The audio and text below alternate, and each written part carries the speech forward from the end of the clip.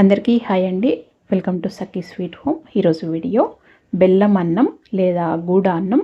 ఇది పెసరపప్పు, పాలు ఇలాంటివి ఏమీ వాడకుండా ఈ విధంగా ఈ కొలతలతో చేశారంటే తొందరగా అయిపోతుంది. చాలా రుచిగా ఉంటుందండి. చాలా కమ్మగా ఉంటుంది. అలాగే ఎక్కువసేపు కూడా నిల్వ ఉంటుంది. ఈ విధంగా చేశారంటే గట్టిపడకుండా చాలా బాగుంటుంది. ఖచ్చితంగా ట్రై చేయండి. ఇలా చేసి నైవేద్యంగా పెట్టేసుకోవచ్చు.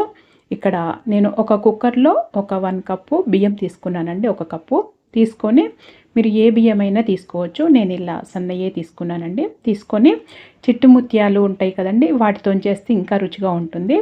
ఇది 1 కప్పు తీసుకొని ఒక 2-3 సార్లు మంచిగా బియ్యం కడుక్కున్న తర్వాత ఒక 2 కప్పుల నీళ్లు వేసుకొని ఒక 3 విజిల్స్ ఉడికించుకోవాలండి.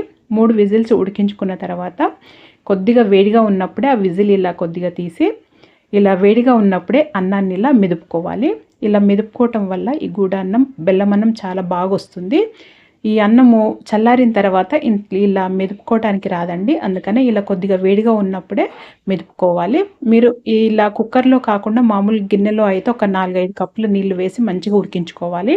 ఉడికించుకున్న తర్వాత ఇలా అన్నాన్ని మెదుపుకోవాలి. ఇప్పుడు మళ్ళీ 1 కప్పు నీళ్లు వేస్తున్నానండి. నీళ్లు వేసి దీంట్లో 2 కప్పుల బెల్లం వేస్తున్నాను. మీరు ఇంకా స్వీట్ కొద్ది ఎక్కువ కావాలి అనుకుంటే ఒక 1/2 కప్పు వరకైనా వేసుకోవచ్చు. నాకైతే 2 కప్పుల బెల్లం కరెక్ట్గా చాలా బాగా రుచిగా ఉందండి.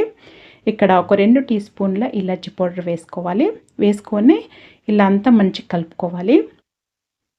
ఇలా కలుపుకున్న తర్వాత మళ్ళీ నీళ్ళలాగా అవుతుంది. కొద్దిగా మనం నీళ్లు వేసాము, బెల్లం కూడా వేసాం కదా, అవి అంతా కరిగి చక్కగా ఇలా ఆ బెల్లంలో ఈ అన్నం అనేది మంచిగా ఉడకాలండి. ఒక 10-15 నిమిషాలు మంచిగా ఉడికించుకోవాలి. ఇలా ఉడికితేనే ఈ రుచి అనేది బాగుంటుంది, నిల్వ కూడా ఉంటుందండి. ఇలా మంచిగా ఉడికించుకోవాలి. ఇలా మధ్య మధ్యలో కలుపుకుంటా లో టు మీడియం ఫ్లేమ్లో పెట్టుకొని ఉడికించుకోండి. ఇలా ఉడికిన తర్వాత ఇక్కడ నేను ఒక 2 టేబుల్ స్పూన్ల నెయ్యి వేస్తున్నానండి, లేదా 1/2 కప్పు వరకు నెయ్యి వేసుకోవాలి. దీంట్లో కొద్దిగా నెయ్యి ఎక్కువ వేసుకుంటేనే రుచి బాగుంటుంది. ఖచ్చితంగా నెయ్యి ఎక్కువ వేసుకోండి, బాగుంటుంది. ఇలా వేసుకొని ఈ నెయ్యి వేసిన తర్వాత కూడా మంచిగా కలుపుకుంటూ ఉడికించుకోవాలి. మళ్ళీ ఒక 5-10 నిమిషాలు ఉడికించుకోవాలి. ఈ బెల్లంలో నేతిలో ఇది అన్నం అనేది మంచిగా ఉడికితేనే ఈ ప్రసాదం అనేది, ఈ బెల్లం అన్నం అనేది కమ్మగా వస్తుంది, చాలా బాగుంటుంది. ఇప్పుడు నేను ఇవి కొద్దిగా జీడిపప్పు, కిస్మిస్లు నేతిలో వేయించానండి, అది మాత్రం చూపించలేదు. వేయించుకొని ఇలా దీంట్లో కలుపుకోవాలి. కలుపుకున్న తర్వాత మంచిగా ఇలా కొద్దిగా గట్టి పడే వరకు ఉడికించుకొని తీసి మరీ గట్టిగా అయ్యే వరకు ఉడికించుకోవద్దండి. ఈ నెయ్యి అనేది పైనకు వస్తుంది చూడండి, అంతవరకు నేను చూపిస్తున్నాను కదా, ఈ విధంగా అయ్యే వరకు ఉడికించుకొని కింద దించుకోవాలి. ఇది నేను కింద దించిన తర్వాత చూపిస్తున్నాను చూడండి. కన్సిస్టెన్సీ ఈ విధంగా ఉండాలి. ఇలా ఉంటే కొద్దిగా చల్లగా అయిన తర్వాత ఇంకా కొద్దిగా గట్టి పడుతుంది అంతే.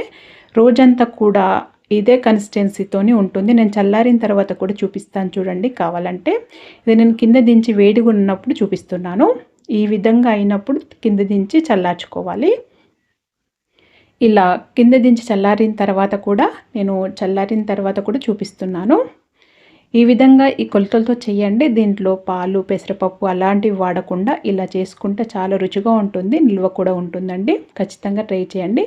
ఇదేమో నేను చల్లారిన తర్వాత చూపిస్తున్నాను చూడండి. చల్లారిన తర్వాత కొద్దిగా గట్టిపడింది కదా, ఈ విధంగా ఉంటుంది. రోజంతా కూడా ఈ విధంగానే ఉంటుందండి.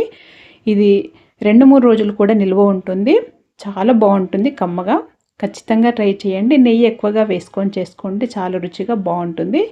ఇది మీకు రోజంతా కూడా ఇదే కన్సిస్టెన్సీతోనే ఉంటుందండి. మనము ఇలా కొద్దిగా పల్చగా దించుకున్నామంటే మంచిగా ఉడికించుకొని మీరు నీళ్ళు అనేటివి అడ్జస్ట్ చేసుకుంటూ ఉడికించుకోవాలి అన్నంలో, అంతే.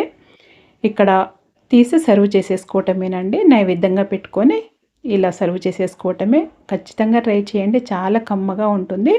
మరి మీరు కూడా ఒకసారి ఈ విధంగా ట్రై చేసి మీకు ఎలా వచ్చిందో నాకు తెలియచేయండి. మీకు కనుక వీడియో నచ్చినట్టయితే లైక్ చేయండి, షేర్ చేయండి, సబ్స్క్రైబ్ చేసుకోండి. Thank you for watching.